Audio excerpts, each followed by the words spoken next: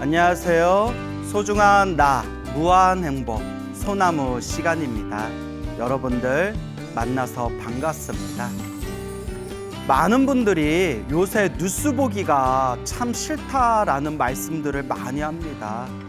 저도 본의 아니게 인터넷을 딱 키게 되면 본의 아니게 그 인터넷 그 포털 검색란의 그 뉴스에서 좋든 싫든 하루의 사건 사고들을 이렇게 제목이나마 이렇게 이제 눈에 들어오게 되는데 정말 입에 담을 수도 없을 정도로 너무나 끔찍한 사건 사고가 참 많습니다.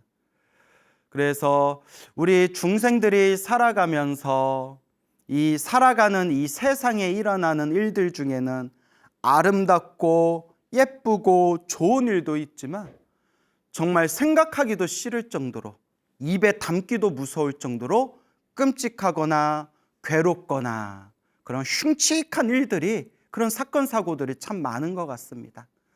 또 그 속에서는 소소하게나마 또 사람들을 속이고 거짓말하고 서로가 서로 부딪히면서 살아가는 그런 또 부정적인 모습도 이 세상에는 수없이 펼쳐지고 있습니다. 이렇게 부처님 가르침을 공부하다 보면 이런 생각이 듭니다. 우리 중생들이 조금만 더 스스로 양보하고 살아가면, 그리고 조금만 더 양심을 지키고 살아가면 세상이 조금 더 원만하게 편안하게 흘러갈 텐데, 왜 우리 중생들이 살아가는 세상에는 왜 이렇게 사람과 사람들 사이에서 갈등과 고통과 수많은 사건과 사고들이 일어나게 되는가? 왜 이렇게 수많은 범죄들이 일어나게 되는가? 라는 것을 진지하게 고민해 보게 됩니다. 이미 우리 부처님도 다 말씀하셨지만 결국은 중생들이 각자 가지고 있는 번뇌와 망상들입니다. 그 번뇌, 망상, 탐욕과 성냄과 어리석음에 물들어 버린 우리의 이 부정적인 마음의 감정들이 스스로를 속이게 되고 남에게 피해를 주게 되고 온갖 번제와 사건과 사고가 일어나게 됩니다.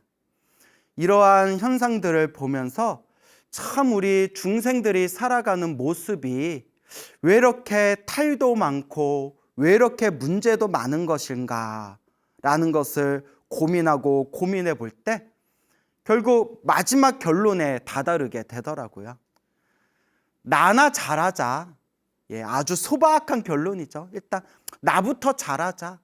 내가 부처님하고 똑같은 삶을 살 수는 없더라도 적어도 남한테 민폐는 끼치지 말자라는 생각이 들게 됩니다. 우리가 종교를 믿는다는 것이 여러 이유가 있겠죠. 종교를 믿는다는 것이 여러 이유가 있지만 또 우리가 종교를 믿어가면서 항상 강조하고 이야기하는 게, 그래도 종교를 믿는 사람들이 종교를 믿지 않는 사람들보다는 좀 더 착해야 되지 않을까라는 그런 어떤 상식적인 생각들이 있지 않습니까? 근데 제가 희한한 습관이 하나 생겼어요. 무슨 사건이나 무슨 사고, 범죄가 생기면 그 범죄자의 종교가 무엇인가를 검색해보는 별 희한한 습관이 하나 생겼어요. 그래서 무슨 사건 사고가 터져서 범죄인이 딱 나타나면 범죄자가 아무개 하면 아무개 종교를 이렇게 검색해보는 습관이 생겼는데 잘 안 나오지만 좀 유명한 사람들, 유명인들은 그래도 이렇게 종교가 나올 때도 있더라고요. 그런 거 보면 쏘스라치게 놀란 게 이렇게 종교인들 중에서도 못된 짓을 하는 사람들이 많구나라는 것을 보게 됩니다. 종교를 믿고 있는 사람들 중에서도 참 못된 사람들이 많구나. 타종교도 굉장히 많고요. 유독 타종교가 많더라고요. 모르겠어요. 검색을 하다 보면 유독 그 이름만 대면 알만한 누구, 아무개, 모시개라는 아주 흉악범죄를 저지르는 사람들이 그 타종교인들이 많고, 실제로 깜빵에 가서도 그걸 보면서 자기네들 종교 성전을 보면서 뭐 회개를 했다느니 뭐 그런 얘기를 이렇게 인터넷에서 찾아볼 수가 있더라고요. 그러니까 우리는 이제 이런 생각이 들죠. 아니 회개를 하려면 잘못을 뉘우치려면 나로 인해서 피해를 본 사람들한테 미안하다 얘기해야지 지 혼자 기도하면서 지 혼자 구제받았다 이래버리면 네? 참 그것도 참 희한한 일이에요. 그래서 그런 거 인터넷에 검색하기도 했는데 타종교인들이 유독 많았고 인터넷 검색해보면 몇 년 전에 세상을 떠들썩하게 했던 그런 주식 투자 사기가 있었는데 어마어마한 큰 사건이었다고 해요. 제가 주식은 잘 모르겠지만 그걸로 엄청난 사람들이 피해를 본 사건이 있었는데 그 사람이 거의 천문학적인 돈을 이제 사기를 친 뒤에 이제 잡혀가지고 감옥에 갔는데 몇 년형을 받았어요. 근데 댓글들이 이런 거예요. 야, 남의 눈에 피눈물 흘리게 해놓고 사기쳐서 몇 년만 살고 나오면 숨겨둔 돈으로 평생 편하게 사는구나. 그래서 누가 그러더라고요. 우리나라는 유독 사기죄가 형벌이 굉장히 낮대요. 그래서 우리나라를 사기 공화국이라고 부르잖아요. 너무 사기 범죄가 너무 많아가지고 형량이 되게 낮은 편이래요, 우리나라가. 그래서 참 그런 떠들썩한 그런 이야기들이 있지 않습니까? 그래서 그분 종교를 그분도 아니죠.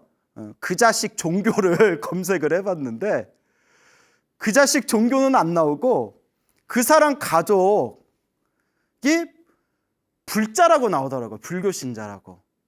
근데 이제 그 감옥에 간 그 남편 종교는 안 나오지만 부인하고 가족은 이제 불교다라고 나오는데 제가 좀 되게 자세히 얘기하면 되게 유명한데요. 유명한 사람이라서 제가 말이 조심스럽네요.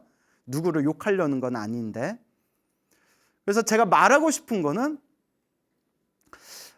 이게 종교를 믿으면 우리가 좀 더 마음을 닦고 조금이라도 착하게 살려고 노력을 해야 되는데 이 종교의 역사를 보더라도 이거는 역사 이야기니까요. 역사 이야기를 보더라도 우리 중세 시대 때 그 카톨릭의 엄청난 그 종교 정쟁이라든가 종교 탄압, 또 개신교계에서 일어났었던 수없는 그런 참혹한 사건 사고, 그리고 또 우리 불교도 한국 불교의 역사를 보더라도 고려 시대 우리 한국 불교의 최고 정성기였던 불교 시대에 저 고려 때에도 그 불교의 부정부패가 굉장히 심했다라는 걸 우리 뭐 국사교과서에서 다 배웠잖아요. 이런 것들을 보면서 예수님이 말씀하신 게 사랑일 거고 우리 부처님께서 말씀하신 게 지혜와 자비이겠지만 우리 성인들께서 말씀하신 내용들은 다 소중하고 좋은 거겠지만 그분들의 진정한 뜻을 우리가 실천하면서 살아가기가 정말 어려운 것 같구나라는 생각이 굉장히 많이 들 때가 있습니다. 그러면 어떻게 해야 되느냐? 결론은 나나 잘하자. 나부터 잘하자. 불교 공부를 하면서 느낀 게 굳이 남을 보거나 남하고 비교하지 말자라는 생각이 자꾸 들더라고요. 그냥 남 봐봤자 화딱지만 나고 신경질만 나고 그리고 막 남 욕해봤자 뭐 나는 남 욕할 만큼 뭐 나는 뭐 대단한 사람인가? 라는 막 그런 후회감도 들고 그래서 불교 공부를 할 때마다 나부터 잘하자. 더럽고 치사하면 안 보면 되지. 뭐 이제 이런 생각이 들어요. 예, 나부터 잘하자. 하지만 참 어렵고 어려운 일입니다. 그래서 이제 수행해야 되겠죠. 이렇게 우리 중생들의 몸과 마음에는 탐욕과 성냄과 어리석음에 이 끈적끈적한 번뇌와 망상이 너무나 가득해요. 뭐 웬만큼 기도했다고 뭐 웬만큼 참선하고 명상했다고 뭐 웬만큼 뭐 절에 다니면서 부처님한테 절했다고 이 번뇌망상이 쉽게 사라지지가 않습니다. 오죽하면 우리 부처님께서도 수없는 억겁의 그 윤회의 삶 동안 태어나고 죽고 태어나고 죽으면서 우주가 3번 생기고 우주가 3번 사라지는 윤회의 시간 동안 닦고 닦아서 저렇게 위대한 부처님이 되신 거다라고 경전에도 나오지 않습니까? 예전에는 마음만 깨치면 부처다 이 말을 참 좋아했거든요. 마음만 깨치면 부처다 얼마나 시원해요. 그래서 한문으로는 1초 직입 열애지라는 표현이 있어요. 한 번에 뛰어넘어 열애, 부처님의 깨달음 경지에 한 방에 들어간다. 한 번에 뛰어넘어 부처님 깨달음 경지에 곧바로 들어간다. 1초 직입 열애지라는 표현이 있는데 이제 저도 이제 세월이 지나면서 점점 오래 닦아야 된다. 이게 마음만 깨치면 부처다라는 말이 이론적으로는 사실이겠지만 현실적으로는 마음만 깨쳐서 부처 되신 분이 거의 없는 것 같아요. 제가 보기에는. 제 얘기가 아니라 우리 어른 스님들도 마음만 깨치면 부처인 거는 사실이지만 이렇게 마음만 깨쳐서 부처 딱 완벽한 부처님 같이 되신 분은 거의 못 봤다. 뭐 이런 얘기를 어른 스님들께서도 하세요. 그러니까 이제 경전, 부처님의 말씀으로 다시 돌아와서 살펴보면 뭐 화엄경의 세세상행 보살도 보현행원품의 정신이라든가 부처님의 과거전생 500생의 과거전생 이야기들을 모아놓은 본생담이라든가 그런 수많은 그런 부처님께서 수많은 그런 수행의 과정을 한 걸음 한 걸음 밟고 나아가셨던 그 모습들을 우리가 공부해 보면 꾸준히 오래 닦아야 되는구나. 이게 뭐 어설프게 좀 공부했다고 사람이 쉽게 변하는 게 아니구나 라는 걸 느끼게 됩니다. 그래서 아주 그 선배 스님이 계세요. 그 우리 대한불교 조계종에서 굉장히 이제 높은 이제 직위에 계시는 그런 이제 포교 전법 그런 그래서 선봉에 계시는 그런 선배 스님이 계시는데 이제 누군지는 얘기 안 할게요. 뭐 얘기해도 되는데 그분한테 허락을 못 받았기 때문에 그 이제 선배 스님께서 이제 어디 법당에서 이제 신도들한테 그리고 이제 후배 스님들한테 이렇게 법문을 하셨대요. 되게 좋은 얘기를 하시면서 포교하면서 사람을 차별하지 말라. 사람을 분별하지 말라. 좋은 사람이든 나쁜 사람이든 차별하지 말고 돈이 있건 돈이 없건 차별하지 말고 나하고 맞건 나하고 안 맞건 차별하지 말고 다 포용해야 된다. 이렇게 좋은 말씀을 하시더래요. 다 사람을 포용해야 된다. 못나면 못난 사람도 다 포용해야 된다 하시면서 그러니까 좋은 말씀 하시면서 마지막에 하시는 말씀이 그런데 사람 고쳐 쓰는 게 아니더라 이런 얘기를 하시더래요. 제가 그 얘기 듣고 엄청 웃었어요. 예, 그래서 거기 있는 분들 다들 웃으셨다 하더라고요. 저도 건너 들은 얘기인데 그래서 막 사람들 차별하지 말아라 하셔놓고 마지막에 하신 말씀이 그런데 사람은 고쳐 쓰는 게 아니더라. 그래서 저희들끼리도 그런 얘기해요. 사람은 쉽게 안 변한다. 그래서 저도 법문하거나 강의할 때 늘 불자님들한테 하는 얘기가 사람이 쉽게 변하면 우리가 수행하면서 쉽게 변할 수 있으면 우리 벌써 다 부처님 됐다고. 그렇지만 내 자신을 보더라도 사람이 쉽게 안 변하는 것 같아요. 사람이 쉽게 안 변하는 것 같아요. 그러면 어떻게 해요? 닦고 뭐 계속 닦는 수밖에 없죠. 오늘 내가 왜 그랬지? 오늘 내가 실수했다. 후회하면서 또 닦고 그때 내가 한번 참을 걸 그랬네. 이렇게 또 후회하면서 또 닦고 그렇게 이제 자꾸 닦는 수밖에 없겠죠. 그렇게 닦고 닦아서 우주가 3번 생기고 우주가 3번 사라질 동안 열심히 닦으면 우리도 저 석가모니 부처님처럼 위대한 깨달음의 그런 진리의 그런 위대한 존재가 되지 않겠습니까? 결론은 내 부족한 걸 인정하고, 그래도 우리 마음은 원래 부처래요. 마음은 본래 부처다. 원래 우리 마음이 부처인데, 근데 마음은 본래 부처라는데 우리 사람들 사는 거 보면 하나도 부처 같지가 않잖아요. 지지고 볶고. 사실 이 사바세계도 약육강식이거든요. 약하면 먹히고 강하면 위에 올라서고.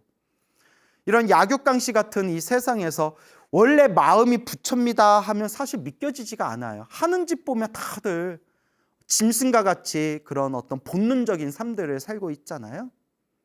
그 속에서도 이제 자신의 마음을 닫고, 그리고 올바른 이성으로서 또 살아가는 훌륭한 분도 계시고. 하지만 세상의 흐름은 약육강식의 그런 에너지가 강하죠. 이런 속에서 마음이 본래 부처입니다라고 하면 맞는 말이고 좋은 말이기는 하지만, 아니 마음이 원래 부처라는데 우리 사는 거는 왜 다 있다구냐, 뭐 이런 생각이 들잖아요.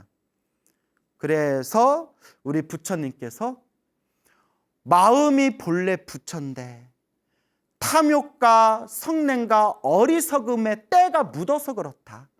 환한 거울에 먼지가 묻어서 그렇다. 닦고 닦으면 원래 맑고 깨끗한 거울자리가 나오듯이 우리도 닦고 닦으면 지혜와 자비가 가득한 그런 마음의 불성, 부처님과 똑같은 성품, 마음의 이 불성 광명이 나오게 될 것이다. 뭐 이렇게 불교에서는 이야기하고 있습니다. 그래서 우리가 이 마음을 닦는다는 것, 이 마음을 우리가 닦아 나아가며 지혜와 자비를 성취해 간다는 것, 참 어렵고 어려운 일이다. 다만 꾸준히 하는 수밖에 없다 라는 말씀을 드리고 싶습니다. 탐욕과 성냄과 어리석음이 가득한 중생이 몸과 말과 생각으로 온갖 업보를 지으면서 자기가 지은 업보를 자기가 받으면서 살아가는 세상, 이게 바로 중생들의 세상이고 윤회의 세계입니다. 석가모니 부처님 당시의 일입니다. 석가모니 부처님 당시에 목련존자라는 큰 스님이 계셨습니다. 목갈라나라고도 부르고요. 한문으로는 목건련이라고도 부르고요. 줄여서 목련이라고도 부릅니다. 이 목건련 스님께서 부처님 10대 제자 중에서도 신통제일이라고 불렸습니다. 신통제일 목련존자라고도 불리죠. 이 목건련 스님께서 어느 날 공양할 때가 되었을 때 저기서 아주 끔찍하고 흉측하게 생긴 그런 귀신을 보게 됩니다. 귀신. 그 귀신의 모습은 머리는 엄청 크고 입도 엄청 크고 배도 엄청나게, 저 태산과 같이 배도 엄청나게 컸는데 목구멍은 바늘구멍 같다고 합니다. 얼굴들 크고 입도 크고 배도 큰데 목구멍은 바늘구멍과 같고, 머리카락은 다 바늘과 같이 뻣뻣해서 머리에서 피가 하염없이 흘러내려오고, 팔과 다리에서는 끊임없이 불이 솟구쳤다가 몸을 태웠다가 또 불이 솟구쳤다가 몸을 태우면서 너무나 배가 고파 똥과 오줌이라도 먹기 위해서 구하는데 구할 수가 없는, 그리고 먹을 것을 발견해서 그 먹을 것을 먹으려고만 하면 그 먹을 것이 저절로 활활 불타오르는 그런 뜨거운, 그런 불타오르는 돌조각으로 변해버리는 그런 아귀를 보게 되었다고 합니다. 아귀, 배고플 귀신귀, 항상 배고픔에 굶주린 귀신을 뜻합니다. 아귀. 그래서 우리가 사막도 하면 지옥, 아귀, 축생이라고 부르게 됩니다. 목련존자가 스님이 저 흉측한 아귀를 보고 그 아귀에게 이렇게 질문을 합니다. 귀신이여, 아귀여, 그대는 전생에 어떤 업보를 지었기에 이토록 끔찍한 그런 과보를 받고 있는 것인가? 그 아귀가 목걸련 스님에게 이렇게 이야기합니다. 표현이 멋있어요. 경전에 나오는데, 태양이 하늘에 떠올라 있을 때에는 등불이 필요 없는 법입니다. 세상에 부처님이 계시는데 부처님께 직접 가서 여쭤보시면 됩니다. 하늘에 태양이 있으면 등불이 필요가 없듯이 세상에 부처님이 계시다면 모든 것을 부처님께 여쭤보면 됩니다. 스님, 저는 너무나 배고프고 굶주려서 말할 힘조차 없습니다. 부처님께 여쭤보십시오 라고 이 아귀가 얘기를 하더랍니다. 그때 이 목련존자가, 목걸련 스님이 부처님이 계신 곳으로 향합니다. 그때 때마침 부처님께서 사시공양을 다 마치시고 수많은 제자들과 불자들 앞에서 막 묘한 법을 설법하고 계실 때였다고 합니다. 그때 목련존자가 부처님의 설법의 자리에, 그때 목련존자가 찾아와서 수많은 대중들 앞에서 부처님 발 아래 삼배를 올리고 오늘 보았던 아귀의 이야기를 합니다. 부처님, 끔찍한 고통을 당하고 있는 아귀를 보았습니다. 그 아귀는 전생에 어떤 업보를 지었기에 저렇게 끔찍한 저런 과보를 받고 있는 겁니까? 그때 부처님께서 이와 같이 말씀하십니다. 이 모든 게 인과법이니라. 자기가 지은 원인을 자기가 받는 것이니라. 목련이여, 그대들 불자들이여, 내가 자세히 분별해서 해설해 줄 테니 귀를 기울여서 자세히 듣도록 해라 하고 부처님께서 머나먼 과거의 전생 이야기를 해주십니다. 머나먼 수없는 과거 전생에 어느 거룩한 성자가 있었다고 합니다. 그 성자를 벽지불이라고 부릅니다. 벽지불. 벽지불은 독각, 영각 혹은 독성각이라고도 부릅니다. 영각, 독각, 그래서 독성이라고도 부릅니다. 독성. 그래서 독각, 영각, 독성이라고도 부르는 벽지불이라는 분이 계신데, 벽지불이 뭐냐? 벽지불이 불교가 없는 시대, 부처님이 안 계시고 불교가 없는 시대에 혼자 수행을 해서 깨달음을 얻으신 거룩한 성자를 벽지불이라고 합니다. 벽지불. 머나먼 과거 전생에 부처님 아래에서 수행을 했던 공덕의 힘에 의해서 불교가 없는 시대에 태어났지만 스승이 없이 과거 전생에 수행한 공덕의 힘으로 이번 생에 혼자 깨달음을 얻으신 거룩한 성자를 벽지불이라고 합니다. 그래서 이제 우리가 교리 공부를 하면요, 벽지불은 깨달음을 얻기는 얻었지만 아직 그 사람들에게 그 윤회에서 벗어나고 모든 번뇌에서 사라졌지만 우리 세상에 출현하신 부처님들처럼, 과거 현재 미래 부처님들처럼 자유자재로 설법하고 자유자재로 중생을 제도하는 공덕은 부족하다고 합니다. 그래서 깨달음을 얻었지만 중생 제도를 하기에는 좀 부족하신 성자를 벽지불이라고 부릅니다. 뭐 이런 거는 나중에 여러분들 불교교리 공부하면 다 나오는 내용이고요.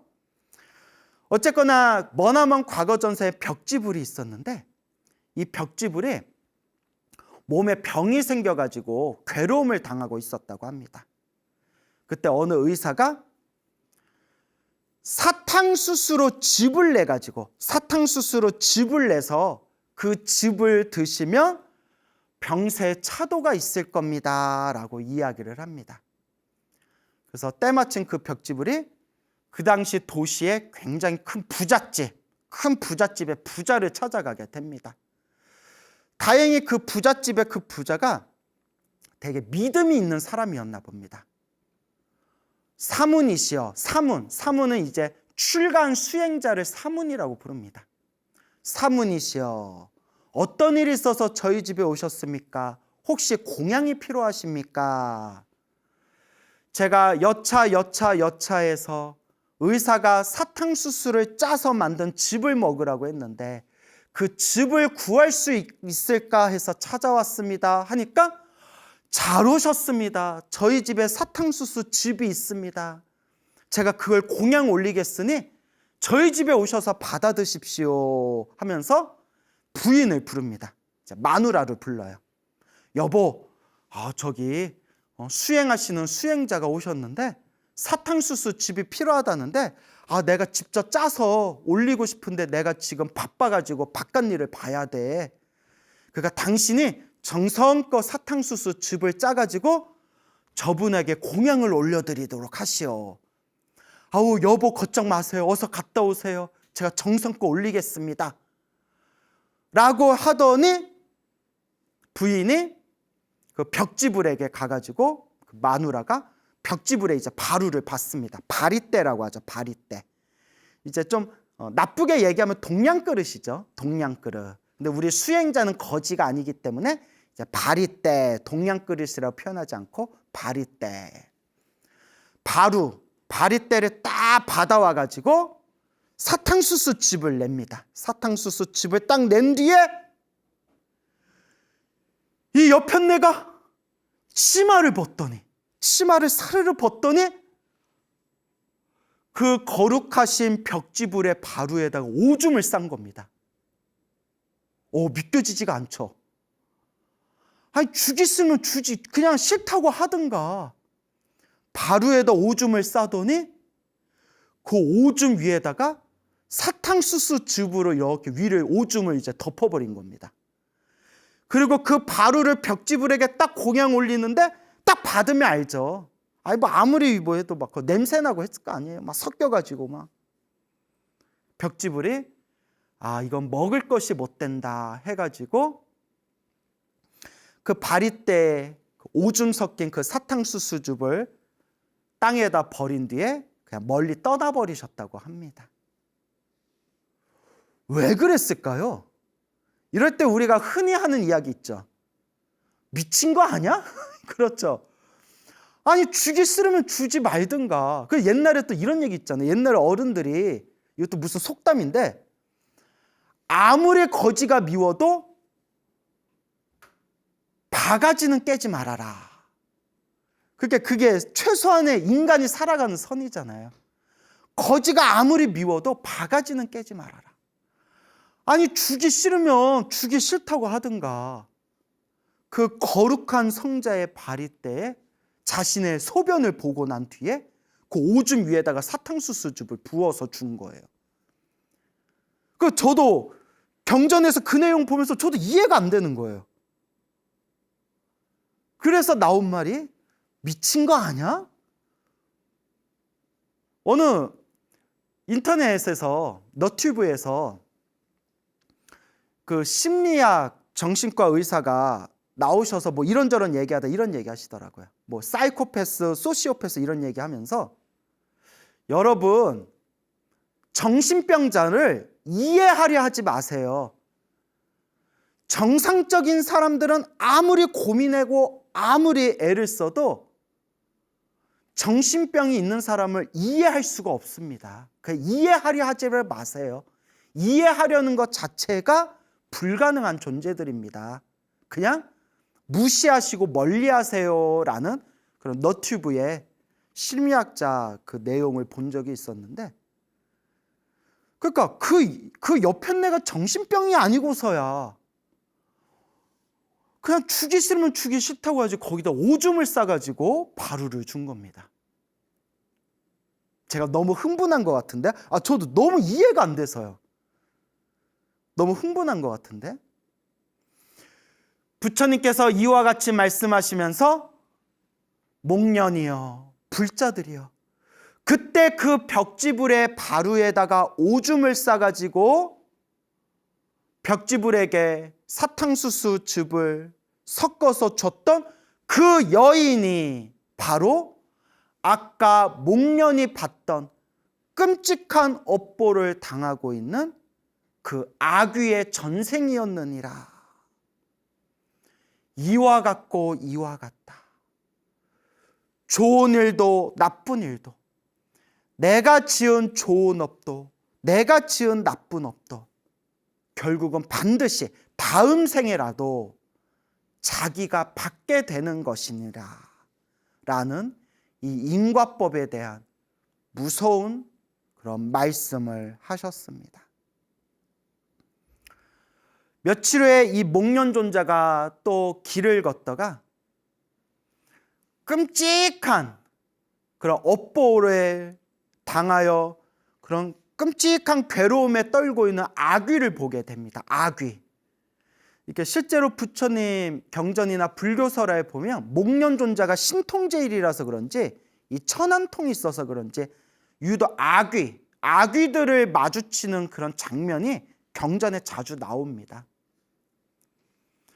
그 끔찍한 괴로움을 당하고 있는 그 아귀에게 가서 그대는 과거에 어떤 업보를 지었기에 이렇게 배고픔에 덜덜 떨면서 끊임없이 괴로움을 당하고 있는 배고픈 굶주린 귀신 아귀로 태어난 겁니까? 그 아귀가 스님, 저에게 묻지 마시고 스님의 스승님이신 부처님께 여쭤보십시오. 부처님은 모든 걸 다 알고 계시니 부처님께 여쭤보십시오. 제가 너무 배가 고프고 힘이 없어서 말할 힘조차 없습니다. 그래서 이 목련존자가 석가모니 부처님을 찾아가 부처님 발 아래 삼배를 올리고 다음과 같이 말씀드립니다. 부처님, 오는 길에 배고픔에 덜덜 떨고 있는 끔찍한 괴로움을 당하고 있는 아귀를 보았습니다. 전생에 어떤 업보를 지은 것이겠습니까? 그때 부처님께서 이와 같이 말씀하십니다. 목련이여, 이 자리에 있는 수많은 불자들이여, 내가 마땅히 자세히 분별해서 해설해 줄 테니 그대들이여 귀를 가다듬어 자세히 듣도록 해라. 그 부처님께서 머나먼 과거 전생 이야기를 해주십니다. 머나먼 과거 전생에 어느 도시에 큰 부자가 있었는데 그 부잣집에 어느 거룩한 성자인 벽지불께서 그 집에 탁발을 갔다고 합니다. 탁발을 왔을 때 그 집에 부잣집의 부자는 굉장히 믿음이 강한 사람이었다고 합니다. 이 믿음이 강했던 이 사람이 벽지불을 이제 집으로 모셔가지고 스님, 사문이시여, 제가 마땅히 공양을 올릴 테니 여기 잠시만 앉아 계십시오 라고 하면서 자기 이제 부인을 부릅니다. 그 부인에게 이렇게 얘기합니다. 여보, 내가 잠시 볼 일이 있어서 급한 볼일 때문에 밖으로 나가야 되니 저 내 집안에 모신 저 수행자 분에게 공양을 올려주도록 하시오. 그 부인이 이렇게 이야기합니다. 예, 제가 공양을 잘 올릴 테니까 당신께서는 아무 걱정하지 마시고 밖으로 잘 볼일을 마치고 돌아오십시오. 저분은 제가 잘 모시도록 하겠습니다 라고 하더니 남편이 이제 밖으로 나가자 이 마누라가 문득 이런 생각을 냅니다. 아우, 지긋지긋해. 저런 인간들 밥 주고 밥 또 주면 또 찾아오고 또 찾아오고 또 찾아올 거야. 그러니까 내가 꾀를 내야 되겠구나. 여러분, 밥을 달라고 한 사람한테 밥을 주면 그 벽집을 거룩한 수행자에게 공양을 올리면 엄청나게 큰 복을 받게 되겠죠. 근데 제가 밥을 드릴 수 없습니다 라고 하면 선업은 아니지만 악업이 되지는 않습니다. 그냥 뭐 내가 뭐 여유가 없다거나 뭐 바쁘다거나 뭐 정말 밥이 그냥 밥이 주고 싶어서 미안한데 제가 밥을 드리기가 어려울 것 같습니다. 다른 곳에 가시죠. 그러면 선업은 짓지 못했지만 적어도 악업은 안 된다는 거예요. 악업은. 그러니까 어떤 분이 이래요. 거지가 있는데 거지가 막 돈을 요구할 때 어떻게 하면 되겠습니까? 주면 선업이지만 주지 않는다고 해서 악업이 되는 건 아니다.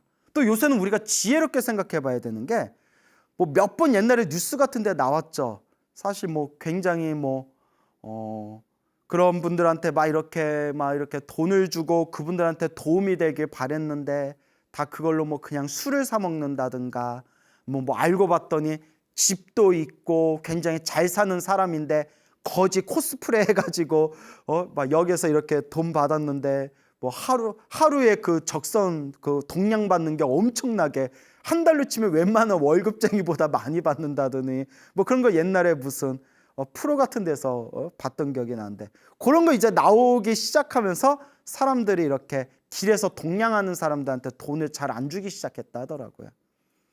뭐 여하튼 뭐 그런 얘기를 하려던 건 아닌데 그러면 이 마누라도 그냥 밥 주기 싫으면 저희가 밥 드리기 어려우니까 딴 데 가시죠 하면 되잖아요. 그 벽지불을 방에다 모신 뒤에 방에다 가둬버렸대요. 그냥 모르겠어요. 경전에 제가 나온 대로 말씀드리는 거니까 방에다 가둬놓고 쫄쫄 굶긴 뒤에 해가 져서 저녁에 될 때까지 오전에 밥 얻으러 탁발하러 오전에 오신 그 거룩한 성자 벽지불을 방에다 가둬놓고 쫄쫄 굶긴 뒤에 그 마누라가 그 거룩하신 성자 벽지불을 집 밖으로 내쫓아 버립니다.